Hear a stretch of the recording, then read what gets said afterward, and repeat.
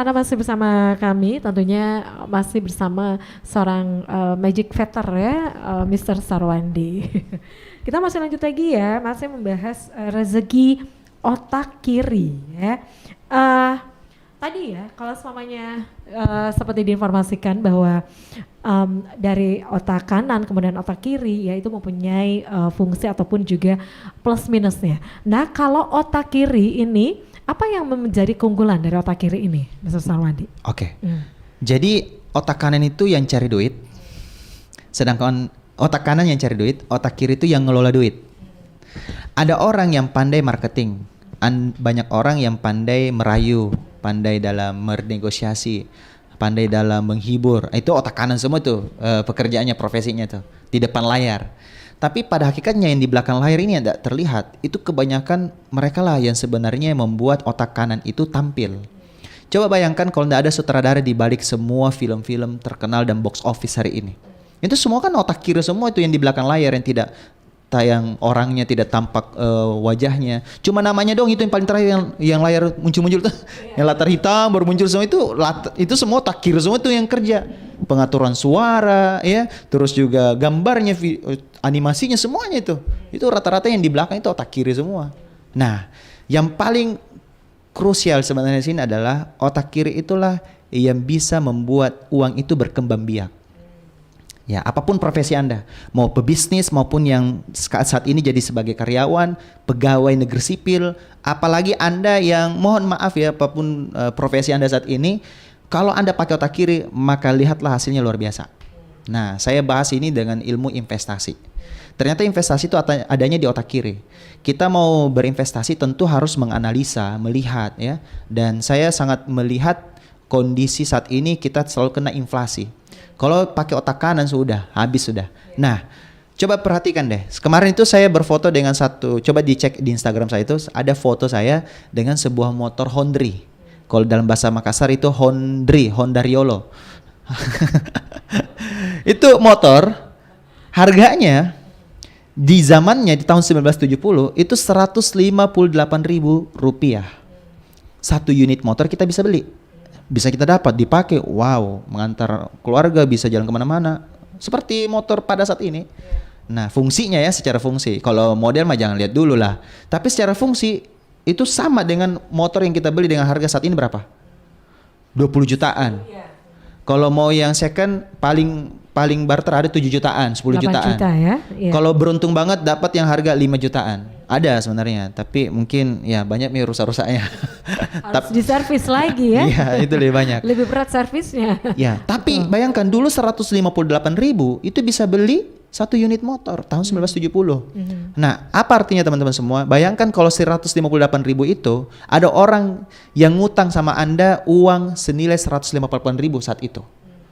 Anggaplah Anda kelahiran tahun 1960. Orang tua kita para baby boomer kah atau generasi Y. Nah, tahun ini baru dia mau bayar.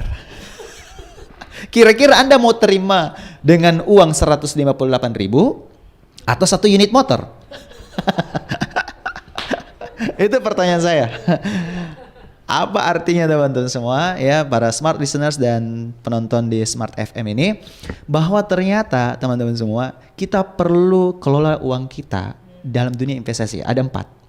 Jadi selama ini mohon maaf kalau kita dengan uang 185.000 itu tidak bisa lagi beli satu unit. Paling bannya, velgnya atau spare part yang lain. Betul ya?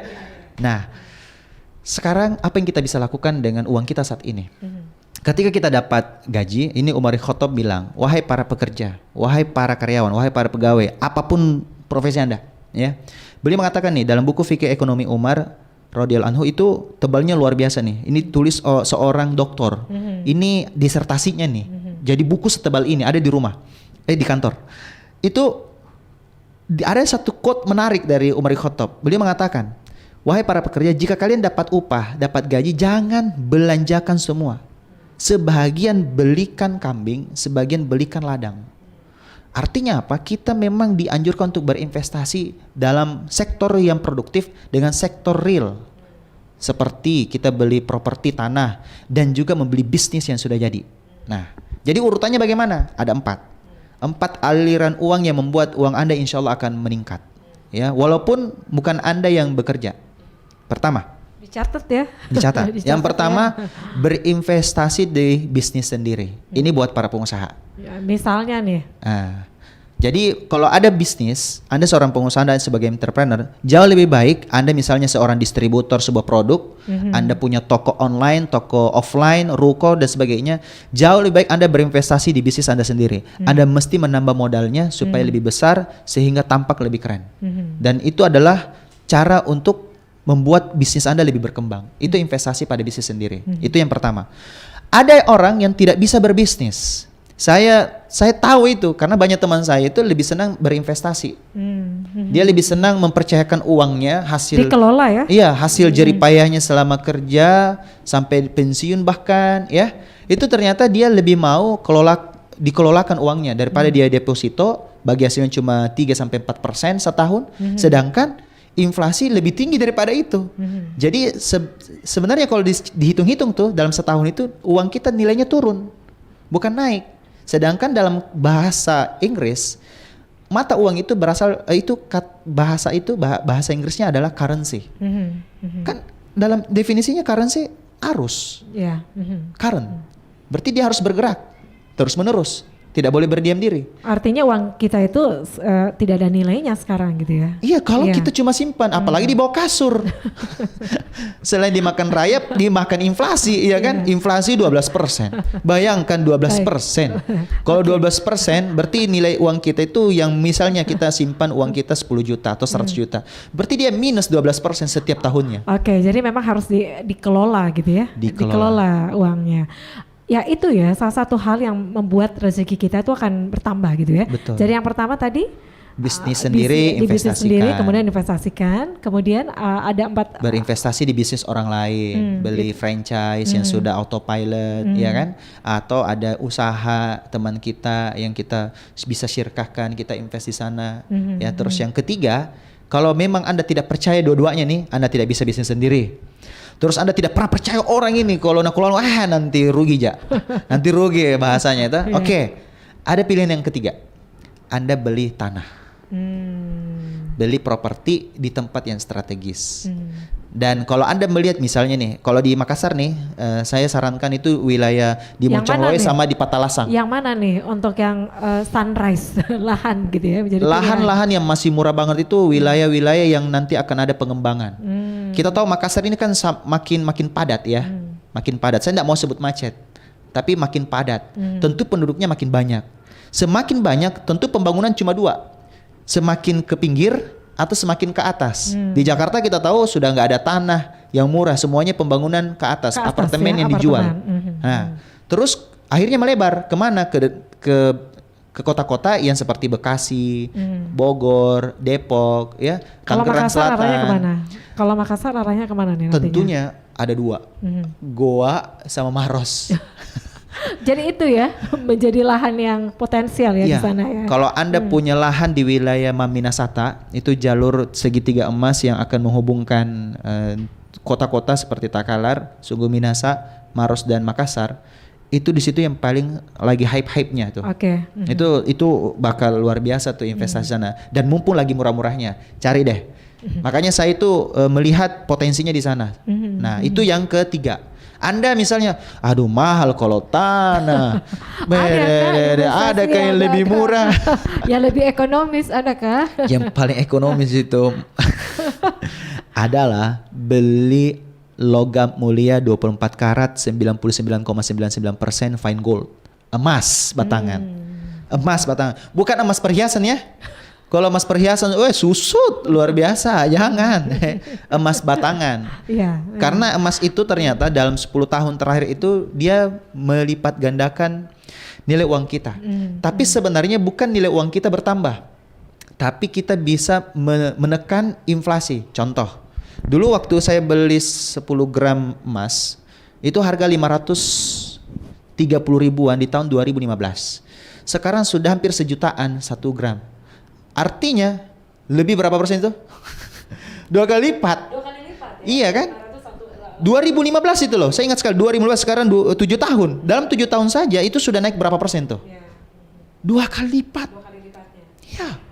Artinya teman-teman semua, kalau kita berinvestasi dalam bentuk emas, itu menghedging harta kita, menjaga nilai uang kita. Sehingga sewaktu-waktu ketika misalnya lagi krisis, dan emas Anda yang Anda sudah beli hari ini 10 tahun kemudian ya, ini khusus buat teman-teman yang senang menyimpan uang nih. Buat Anda yang senang mendeposito tapi bingung mau bisnis apa, mending saya simpan deh. Amannya begitu. Amannya begitu. Disimpan ya, aja. betul. Gak mau ada resiko ya. Iya, apalagi kalau pintar cari duit, pintar apalagi dia naik karir kerja bagus gitu ya, bisnisnya juga oke. Nah, setiap hasilnya itu jangan lupa ya, Anda harus belajar dari sosok Nabi Yusuf alaihissalam. Ketika bermimpi sang raja bahwa akan ada masa paceklik yang panjang, ditafsirkan oleh sosok Nabi Yusuf, ternyata masa itu adalah masa paceklik 7 tahun. Dan akhirnya dia memerintahkan semua para petani untuk tidak mencabut ya, contoh beras gitu ya atau gandum gitu ya, itu tidak mencabut dari bulirnya dari tangkai-tangkainya supaya lebih tahan lama. Disimpan dalam gudang-gudang, ketika masuk masa paceklik 7 tahun ternyata masih aman-aman aja. Kita tidak pernah tahu krisis berikutnya, pandemi berikutnya. Siapa tahu terjadi pandemi yang kedua, pandemi yang ketiga. Kita harus belajar dari pandemi sebelumnya nih.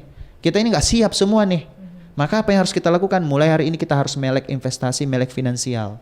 Kalau kita tidak melek finansial, hidup bakal sial. Jadi harus memilih ya, cerdas-cerdas memilih investasi ya. Betul. Masih ada pertanyaan, cukup singkat saja nih ya. Kemudian bisakah seseorang mengubah misalnya dominan otak kanan kemudian diubah ke otak kiri? Bisa katanya banget. Caranya itu adalah bisa dilatih gitu ya? Caranya adalah perbanyak kegagalan. Itu pembelajarannya. Serius. Kalau Anda masih muda, saat inilah waktu yang paling tepat untuk memperbanyak kegagalan. Dan saya beruntung sudah banyak melewati kegagalan itu. Jangan sampai terlambat gitu ya. Ya, karena ketika Anda sudah takut duluan, nanti pada saat Anda dewasa, Anda untuk mulai aja takut. Tapi kalau saat ini Anda lagi muda-mudanya, lagi semangat-semangatnya, perbanyak kegagalan. Ya, perbanyak untuk percaya orang. Nanti kalau orang itu nipu Anda sadar, oh orang seperti ini karakternya tidak bagus. Justru itu pengalaman terbaik. Tapi ingat, memang pengalaman belajar dari pengalaman sendiri itu bagus. Tapi kalau belajar dari pengalaman orang lain itu jauh lebih cerdas.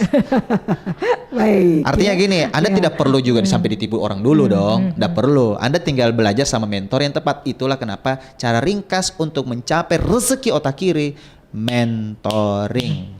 Jadi harus ada mentornya. Harus. Jangan berdiri sendiri. Ya, jangan berdiri sendiri ya. Jadi sekali lagi nih ya, smart listeners, tentunya dengan menggunakan ataupun otak kiri ya, menggunakan otak kiri ini, apalagi kalau Anda membaca buku ini gitu ya. Mengasah rezeki dengan otak kiri, tentunya kita akan sadar nih ya bahwa memang hebat menggunakan otak kiri ini, dan juga yang pastinya yang terpenting itu harus ada mentor. Buat teman-teman nih smart listeners dan juga yang nonton di YouTube ya, buat teman-teman yang nonton di Smart FM, Anda share video ini ya, yang ini share sekarang. Lalu kalau Anda sudah share, Anda komen di bawah di video ini.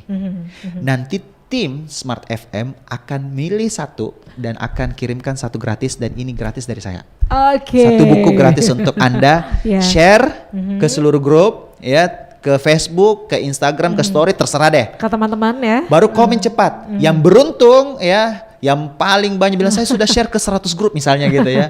Maka Anda akan dipilih. Kenapa Anda menjadi alasan buat Smart FM untuk memilih Anda mendapatkan buku ini. Jadi buruan ya. Iya, tapi ingat, ongkir tanggung sendiri. Ini banyak pembelajaran yang kita terima untuk malam hari ini ya. Sekali lagi terima kasih ya Mr. Magic Vetter ya, Mr. Sarwandi. Yes. Ya. Dan Smart Listeners, demikian untuk perbincangan kita di malam hari ini ya. Sekali lagi untuk perbincangannya kita simpan ya di channel YouTube Smart FM Makassar. Dan sekali lagi terima kasih Mr. Sarwandi, dan akhirnya saya Mirza Arianti dan juga ada Mr. Sarwandi di sini. Kami berdua pamit, selamat malam dan sampai jumpa. Bye bye.